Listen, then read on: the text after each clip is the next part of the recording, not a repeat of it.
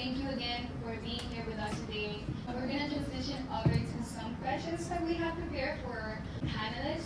So to start, what experiences, personal, cultural, or professional, most deeply shaped your path into public policy? Yeah, so it's kind of weird to be living in the moment we're living in right now, because immigration was what got me involved in politics. When I was in high school, immigration came to my house before my dad.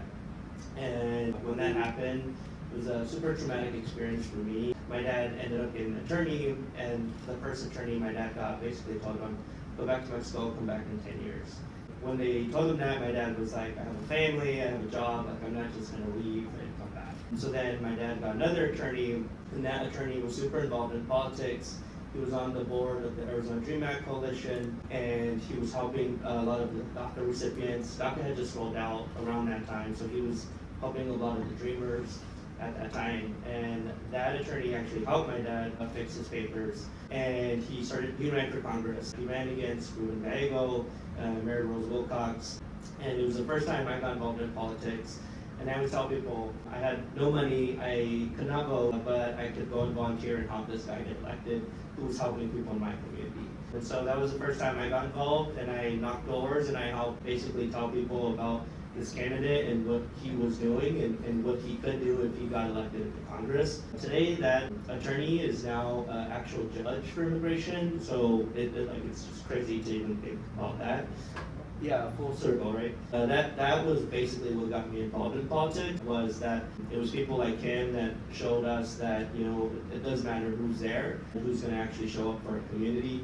And that's why I've gotten involved, because I know that even if I can't pass a law, but it's really important for the people to know that there are people fighting for our beliefs, there are people fighting for our community, and I think that gives people a lot of hope.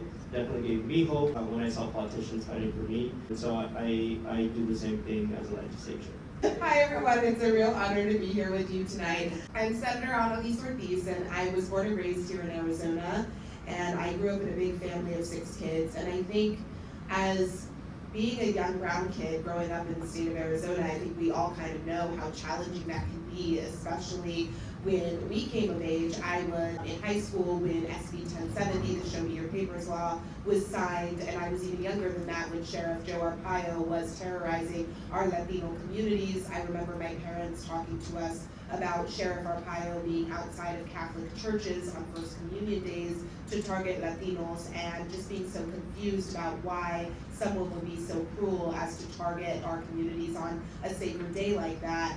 And I grew up really wanting to shine a light on injustice and to expose kind of why things were the way they were. So I went to ASU's journalism school, go Devils, to become a student reporter. And on some of my very first assignments as a student journalist, I was sent to the state capitol to report on laws that were being passed. And I remember covering, Jan Brewer was the governor at the time, and there was a bill that would have allowed small business, or businesses in general, to discriminate against same-sex couples. And there was a protest at the Capitol urging Jan Brewer to veto the bill, and I was covering the story. And she actually ended up vetoing the bill because of all this tremendous power from the people who showed out to protest. And I remember thinking, this is where the decisions are made. This is why the state of Arizona has policies that are racist and homophobic and are hurting our public schools. And in order to fight back, I really need to be on the other side of the camera in the protest with the people. And so I was a journalist for about 3.5 years, and just always felt that calling in my heart to be doing something other than just reporting on the stories. So in 2017, I was a reporter in Las Vegas, Nevada, when a mass shooting, the largest one in history, happened on the Las Vegas Strip. And covering that shooting was kind of the last straw for me to recognize that I really wanted to be doing more to fight for the things that I believed in. So I left my TV career in 2018, started working at the ACLU of Arizona, primarily on criminal justice reform policy down at the state legislature, becoming very familiar with the politicians there who did not care about people and what was in the best interest of our communities. So I was just really appreciative to have had mentors to encourage me to run for the legislature in 2022. and knocked on thousands of doors to win my election. It was just so appreciative to be able to serve. All of us came into the legislature on the same year. We were freshmen in our same year, and it's just been a real honor to serve with you all. My whole life has shaped me and put me where I'm at right now. Like you guys heard, I moved here when I was 15. I came here from Peru and I overstayed my visa. So I lived undocumented for around 7 years. So I did experience the SB 1070. And I became a mom when I was actually a teenager. And that made it even harder for me to stay in this country. And I was very scared. I will never forget when I had to drop off my daughter at the babysitter and just sitting in my car crying, asking God to please allow me to come back to get her. She was very little and I didn't have nobody pretty much here to care for my daughter. And I have to do this for my daughter, I have to do this for myself, I have to set a example for her. So I decided to go back to school, and even though it took me longer than my classmates to graduate, I did graduate with a bachelor's in psychology from ASU, or Devils. So when I was doing social work, I realized that there was so much to do when it came to mental health, especially to support minorities. So once again, I decided to step up, right? And I went to get my master's in mental health. So I became a mental health therapist, and while I was doing my work as a mental health therapist within Maribel, I noticed that there was not talk therapy that would happen in the world that was going to be able to support my patients, where they weren't able to sleep, they couldn't eat, they weren't able to afford their homes, right? So I took a break actually for 2 years from mental health because I myself was actually being very hurt. I was very anxious, I was very depressed because I couldn't support my patients. So that's when I started doing some civic engagement work. I did some different fellows with different organizations. I got to go to the White House during the Biden administration, and I actually met these amazing Latinas, and I remember how they told us, if you don't think that that's the space for you, that's where you should be. Like, show up even if you think that you don't fit in. And I started volunteering for Senator Ortiz, actually. I heard my community, and I saw the amazing work that she was doing. So I was like, who's gonna make the changes, And that's why I'm here today. I once again decided to step up, and I realized that the changes were gonna be made in a bigger state if I will run. So that's why I'm here today, guys. I think we're all a product of our circumstances, of our upbringing, and that all shapes the path that we take. My mother was a single mom. When I was young, I remember her, I was about 15, 16. She needed help from legal aid, and she was too poor to hire an attorney, but she wasn't on public assistance, so they wouldn't help her. And I remember being there and saying, like, we need people in the middle to be able to help people like my mom. And she didn't make a lot of money. She worked in a factory, but it was legal aid was for the super poor people. Fast forward, after I graduated, I ended up going back to work for that legal aid where she went to seek help. In growing up, everybody looked like me. We were all poor, Title I school, so I didn't think there was anything different. And it wasn't until we moved here during the recession, and I'm probably dating myself, I don't know if you guys know what that is, but the housing crisis happened. We sold our house in California and moved here. That year also my mother passed away.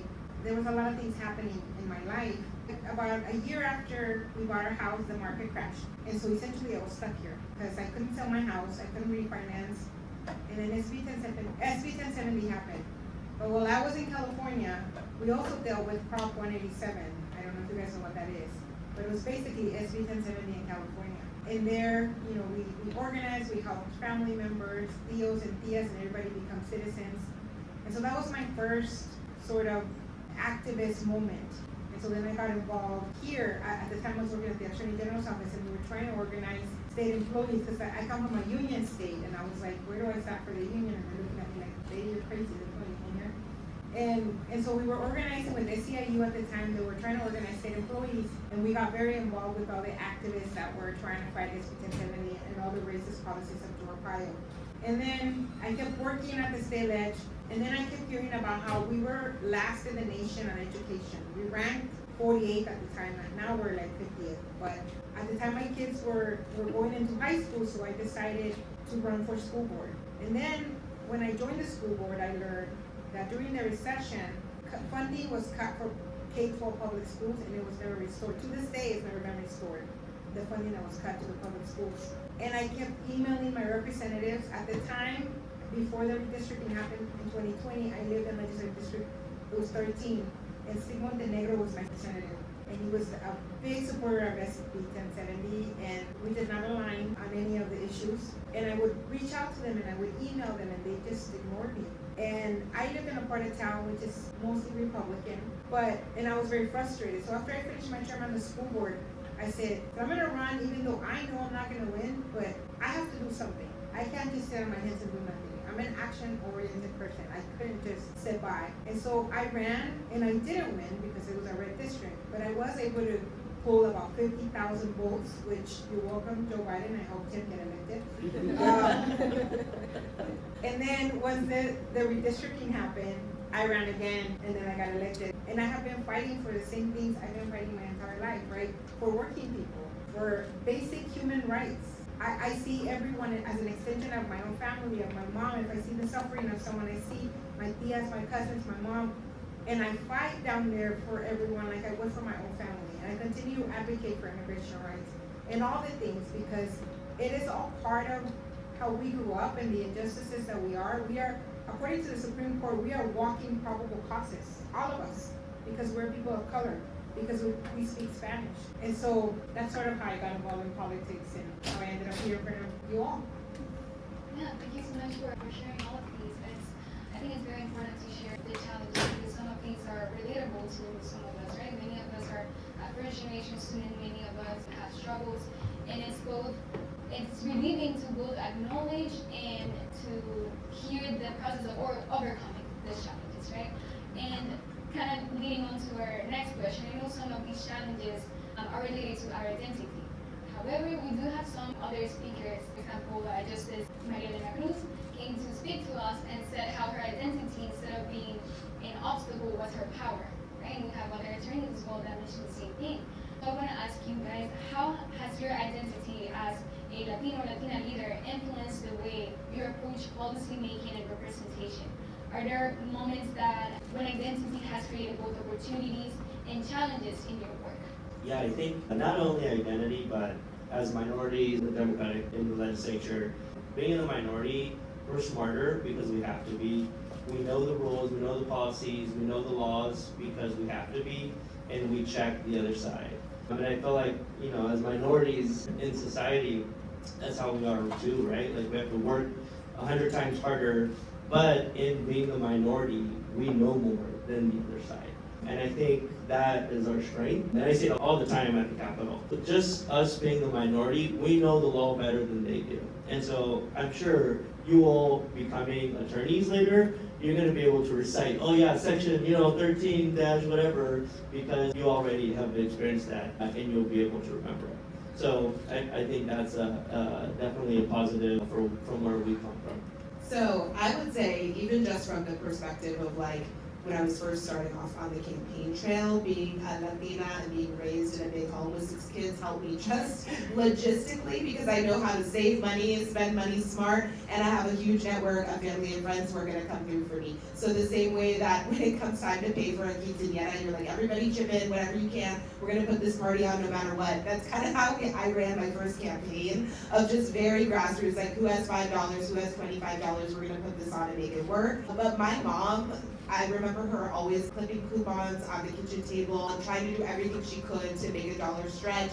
She would cater to make some extra money on the side, and any event that we had, it was like, I frijoles en la casa, like she would make it. And so that's how I ran my first campaign, and it really just helped from a logistical standpoint of being able to spend my limited campaign dollars in the smartest way possible.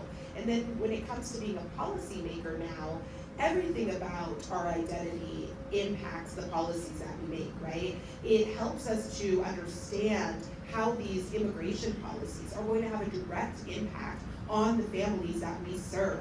And for those who have never lived this, or who have never been from a mixed status family, or never talked to someone who is undocumented, they have no idea how harmful their policies are. And so when we're able to really break that down for them, to say, look, this is what it's going to actually do when you introduce a bill to tell people that they have to show their proof of citizenship before they can get health care, they're just not going to go over to get health care. And that's gonna put the public health of all of us at risk. So being able to have those conversations, and not just on issues of immigration, but also on issues of housing, right? Housing is a very contentious issue at the legislature, and we just recently were able to pass a bill to legalize backyard casitas, which many of our Latino families like to live intergenerationally. They like to have their grandma or their college student living near them to save money and to be close with one another, and that intergenerational style of living is more common in our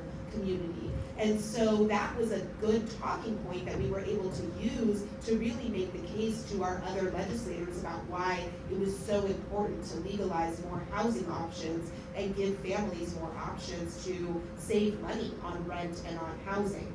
So I would say that those are just a few of the examples, but I'm so proud to be a Latina and to serve the district with the largest Latino population in the entire city. My identity is everything, My identity, I'm a very proud Latina as well, and something that it's very unique about the Latino community, it's that we stay in community, like Senator Ortiz said. When I moved to this country, I work as a server, and when I had my daughter, I remember that I would bring my daughter to work in a restaurant. And I will put my daughter in the back, and we will make her do silverwares with us. And between all of us, we will take turns to take care of my kid while I was serving tables. That's community, right? That's why it's very different in Latinos. And I'm here because I want to give back to my community. I was able to go to school because I had people supporting me. I had my neighbors who support me. I had friends who support me. And one of the things that really shaped me is when I moved to this country. I didn't speak English at all, right? And I remember I was going to high school. It was a high school in Gilbert, so there was not many people that spoke Spanish. And the first time that I decided to speak up, everybody laughed at me because I had a very strong accent. And many years after, I took that as something that made me stronger, right? Me hearing other women speak in front of so many people. I just came from a conference in Texas, and this lady has such a strong accent, and she apologized for her accent, and I went to her and I told her, girl, I love to hear you speak like that, like embrace it. So I didn't think like that in the past, and today I'm like, my accent means that I speak more than one language. This is all very powerful to hear, especially because in times when policy seems to be against us, it's very easy to enter into conflict with our identity, but conversations like this makes us embrace it, right? I want to ask you, what should students realistically understand about the legal and political landscape today, especially here in Arizona? I can tell you one that's on my mind right now, and one of the bills that came in to our committee was vapes are under our statute are not considered tobacco, and so there's something called a sin tax. And like alcohol, tobacco, they're taxed, and that funds our education here in Arizona. And in Arizona, it's actually in our constitution that the sin tax has to fund early childhood development. It's in our constitution. And one of the programs it funds is First Things First, and they're the ones who help with early childhood. The issue we have right now is that these vapes are not being taxed, and your generation is not smoking as much. You guys are using more vapes. Yeah, good job, right? We did a good job telling people not to smoke, and now we based our tax system off of that, which has now hurt us financially. So one of the bills we're working on is trying to tax what they're calling alternative nicotine, because they don't want to call it tobacco. So in statute, yeah, because they don't want to pay the taxes. Yeah, and so that's one of the bills I'm trying to work on with Republicans. It's just tobacco corporations and these corporations that sell these products are fighting each other on who gets to control the market and who doesn't get to control the market.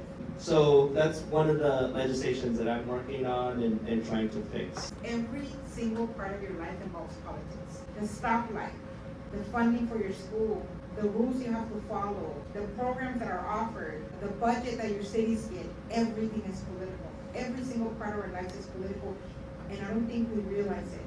But someone somewhere is making a decision about your life and the way that you should live it or not live it. And most of us aren't coming out to say anything about it. I can tell you that in one of the cities in my district, 40,000 residents live there. About less than 10% come out to vote. Goodyear. We have a retirement community called Pebble Creek. They vote at a 96% rate. 10% of the community is making the rules for the rest of Goodyear. The other 90 that don't show up to vote. The majority of the folks are working, trying to keep a roof over their heads, they're busy, whatever it is.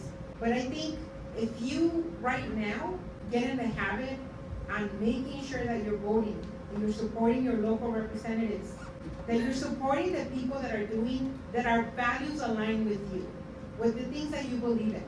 And that, I mean, you don't need to go and volunteer 40 hours, right? But you can do something as simple as going online and signing the petition. Making sure that you show up to vote.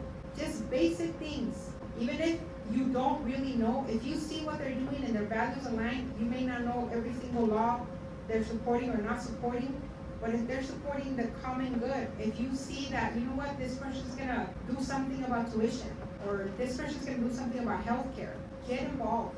That's like the most important thing, because every part of your lives involves politics. Somebody in a room making decisions over your life.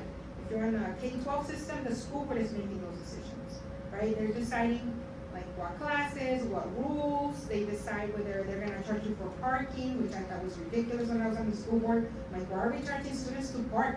They're coming to school. We should be paying them to come to school, not charge them $50 per semester to park in the high school. It's just ridiculous, right? All the things, right? All that is done by policymakers, from school board all the way to Congress. Someone is making decisions over our lives, and we should have a say in it. So get involved, get your families involved, get your friends involved, make sure they're voting.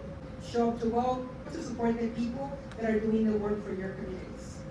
Yeah, and to that point, you know, if you have aspirations to become a lawyer, it's really important to recognize that the laws that the legislature passes end up being things that you are going to implement as a lawyer and you're going to be dealing with every day in a courtroom potentially, right? So whether it is criminal law or civil law, we have a lot of those laws that do come before the legislature. So I serve as ranking member of the Judiciary Committee, where we see every single legislative session new laws proposed to put new crimes on the books, including mandatory minimum prison sentences, which if you have ever done research on this area or watched the documentary 13th on Netflix, you will know that mandatory minimum prison sentences are very harmful.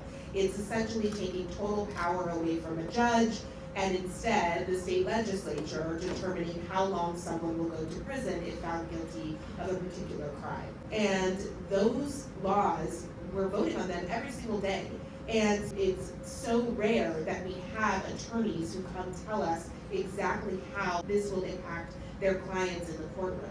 There's a really great group called the Arizona Attorneys for Criminal Justice who provide really important insight to the legislature. But I think it's just so important for you all to not only vote, but to converse with your elected officials to say, hey, I saw this bill, I'm a law student, I've been studying criminal law, and I think this is gonna have a bad impact. I think people sometimes get intimidated by the legislature. I promise you that every single one of you are smarter than 98% of the people at the city capitol.